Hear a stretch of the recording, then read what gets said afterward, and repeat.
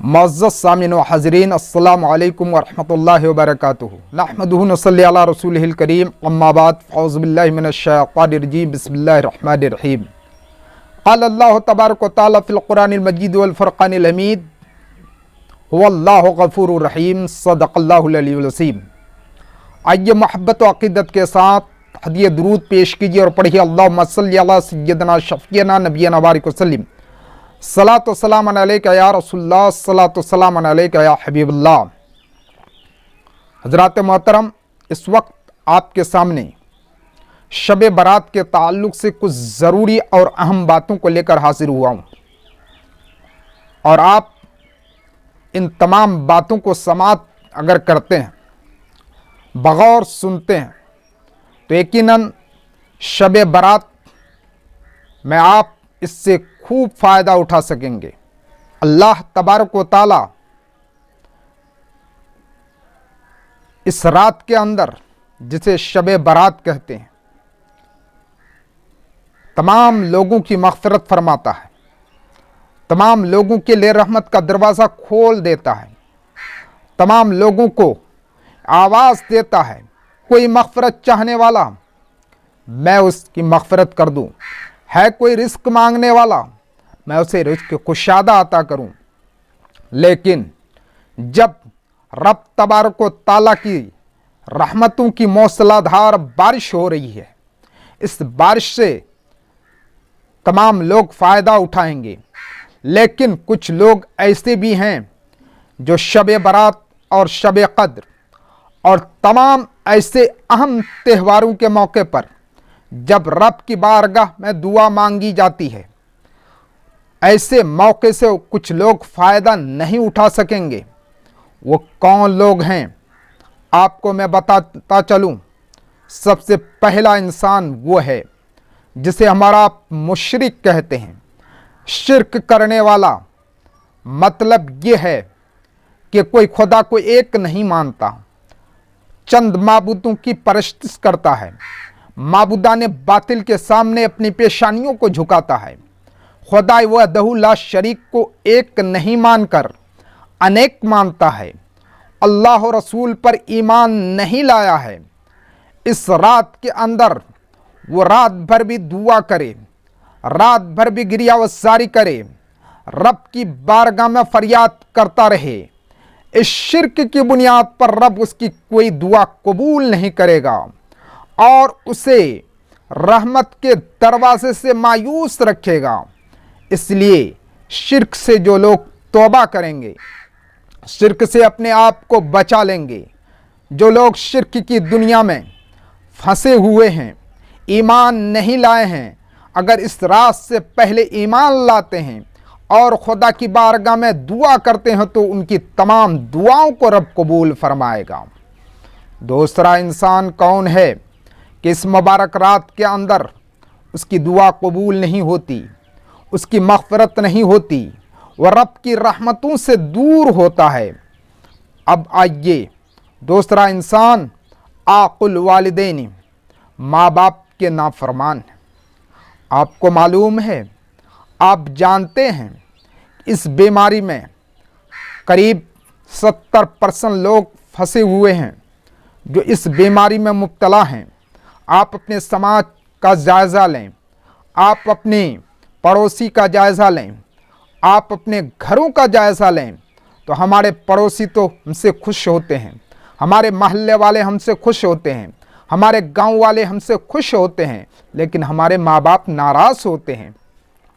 हमें मालूम नहीं होता, हम इससे बाखबर नहीं होते कि अगर हम काबतुल्लाह में भी जाकर दुआ करें, बैतुल्लाह में भी जाकर पेशानी को झुका दें, रब की बारगाह में गिरियावज़ारी करें, अगर माँ बाप नाराज़ हैं तो कभी भी हमारी दुआ कबूल नहीं होगी जब तक कि हम माँ बाप को मना न लें। ठीक इसी तरह इस रात के अंदर भी अगर आप माँ बाप को राज़ी नहीं करते, यूं ही आप खुदा की बारगाह में दुआ करते, माँ बाप नाराज़ हैं, तो तो आप जितनी भी दुआ करो रब कोई भी दुआ आपकी कबूल नहीं करेगा। अगर दुआ कबूल करवाना चाहते हैं, अगर चाहते हैं कि रब आपकी दुआओं को सुने, आपके फरियाद को सुने, आपकी रोजी रोटी बढ़ा दे, आपकी उम्र को दराज करे, तो माँ बाप के कदमों में आकर माफ़ी मांगो, फिर खुदा से दुआ करो, रब तुम्हारी तमाम दुआओं को कबूल फरमाएगा। तीसरा शख्स कौन सा है? शारिबुल खमर, यानी कि जो लोग शराब पीते हैं, इस रात में उन लोगों की भी मग़फ़िरत नहीं होती। शराब के जो लोग आदी होते हैं, शराब में मस्त रहते हैं, शराब पीकर अनशन बकते रहते हैं, वह लोगों की भी दुआ इस रात में कबूल नहीं होगी। अगर वो इस रात के आने से पहले तौबा कर लेता है और फिर इस रात में दुआएं करता है, तो यकीनन रब तबारक व तआला उम्मीद है कि उसकी दुआओं को कबूल फरमाएगा। अब आइए चौथा शख्स को भी मैं बताता चलूं। चौथा शख्स कौन है? चौथा शख्स कौन है?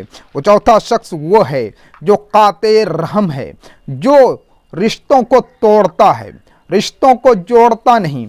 आपको मैं बताऊं, कुछ रिश्ते ऐसे होते हैं जो शरारती होते हैं, कुछ रिश्तेदार ऐसे होते हैं जिनको अपने रिश्तों का ख्याल नहीं होता। अगर आपका उससे बनता नहीं है तो आप उससे दूर रहिए, ताल्लुक़ को कम कर दीजिए, लेकिन तोड़िए मत। अगर तोड़ते हैं तो इस रात में आपकी दुआ कबूल नहीं होगी। अब आइए अगला शख्स भी मैं आपको बताता चलूं। तकब्बुर की बुनियाद पर कोई शख्स अगर तहबंद पहनता है और तहबंद पहनकर उसे टुकने के नीचे रखता है और उसी हालत में चलता है और वही वो आदत बना रखा है और यह तकब्बुर के बुनियाद पर हो, तो फिर रब तबारक व तआला आज उसकी दुआ कबूल नहीं करेगा। अगर इससे तौबा करता है तो फिर आज रात वो दुआ करे, रब उसकी दुआ को कबूल करेगा। इसलिए कि तकब्बुर एक ऐसी बीमारी है जिसकी बुनियाद पर अल्लाह तबारक व तआला हमारी दुआओं को कबूल नहीं करता। अल्लाह तबारक व तआला हमसे नाराज़ होता है। इसलिए तकब्बुर से हम तौबा करें, रब की बारगाह में दुआ करें, अल्लाह हमारी दुआओं को कबूल फरमाएगा। और आप मशाहिनिन यानी कि एक बुग़्ज़ो अदावत रखने वाला, आप कहेंगे कि बुग़्ज़ो अदावत की बीमारी तो हर शख्स में है। एक समाज दूसरे समाज से जलता है, एक पड़ोसी दूसरे पड़ोसी से जलता है, एक भाई दूसरे भाई से जलता है। तो मैं आपसे गुजारिश करूंगा, अल्लाह के प्यारे नबी सल्लल्लाहु तआला अलैहि वसल्लम ने फरमाया कि आज की रात से पहले तुम इस बीमारी से अपने सीने को पाक कर लो। ये सीना तुम्हें इसलिए नहीं मिला है कि दूसरे के लिए बुग़्ज़ व हसद भर कर रखो। ये सीना तो इसलिए मिला है कि तुम इस सीने को मोहब्बत रसूल का मदीना बना लो। और फिर जब सीना मोहब्बत रसूल का मदीना बनता है तो रब हमारी दुआओं को कबूल करता है। तो इस रात के आने से पहले हम सीने को कीने से पाक करें और रब की बारगाह में दुआ करें तो हमारी दुआ कबूल होगी। अगर हम इन बातों से तौबा नहीं करते हैं और आज की रात अगर दुआ करते हैं तो फिर हमारी कोई दुआ कबूल नहीं होगी। इसलिए हम खुदा की बारगाह में दुआ करते हैं कि मालिक व मौला हमें इन गुनाहों से बचाए। और आज की रात हम और आप खुदा की बारगाह में दुआ करें, सबसे पहले इन बातों से तौबा करें, फिर रब की बारगाह में दुआ करें, तो रब हमारी दुआ को कबूल फरमाएगा।